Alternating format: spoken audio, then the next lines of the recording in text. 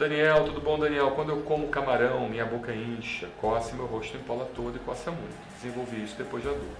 Tem alergia a camarão? Daniel, mais importante do que você fazer o exame para saber se você tem alergia a camarão é justamente o consumo dele e desenvolver reação. Né? Isso é chamado teste de provocação, né? Que a gente pode fazer isso de forma monitorada através da avaliação de um médico, ou o paciente aleatoriamente consumiu um alimento e porventura desenvolveu a reação e não sabia, né? E acabou realmente desenvolvendo um problema.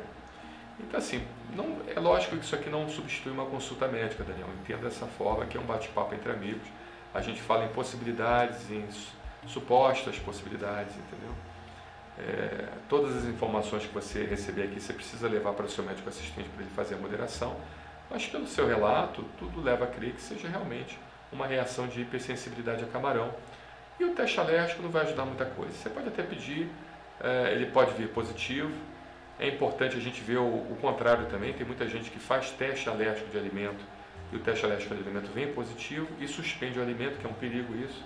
Ou seja, paciente que suspende o alimento com teste alérgico positivo sem apresentar sintomas ao consumo do alimento, ou seja, o paciente come o alimento não apresenta nada, mas o médico muitas das vezes pede um repertório de alimentos, aí vem um monte de positividade.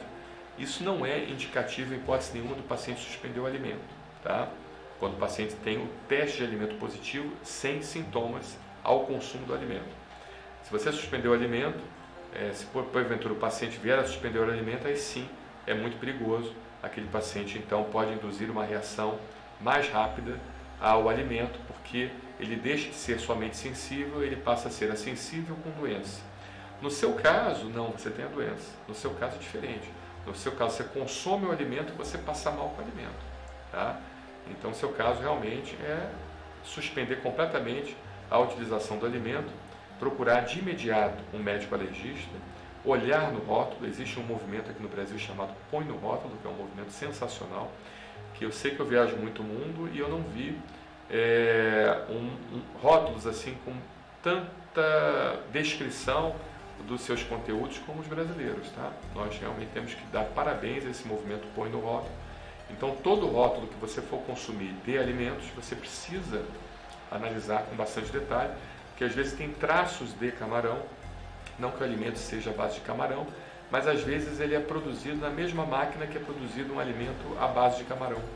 Então ficam com traços de camarão e você pode então desenvolver uma reação colateral àquilo. Então isso é algo de imediato, que você não precisa passar por uma consulta médica para você já receber essa informação e analisar com bastante detalhe tudo aquilo que você ingerir.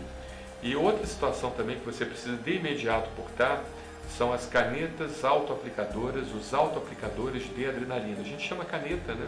Que é uma forma fácil do paciente entender, mas não é caneta, é um autoaplicador, um autoinjetor de adrenalina. O nome comercial mais comum é o EpiPen, e seu médico alergista ele vai saber prescrever isso bem para você, para que no momento que você desenvolver uma reação colateral grave ao alimento, você possa aplicar, se autoinjetar aquela adrenalina.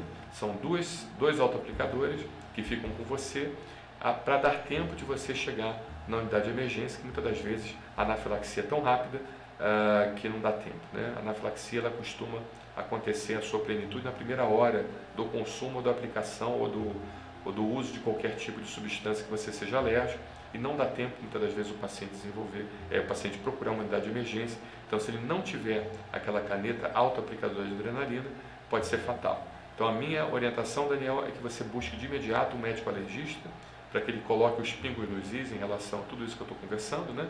Ou seja, ele possa traçar uma estratégia de diagnóstico e tratamento, e lembrando que esse espaço, em nenhum momento, substitui uma consulta médica, tá bom? Aqui é só um bate-papo para você melhorar seus conhecimentos gerais e, de certa forma, você já buscar o seu médico alergista de forma consciente e com bastantes informações, tá bom? Abraço, Daniel, obrigado!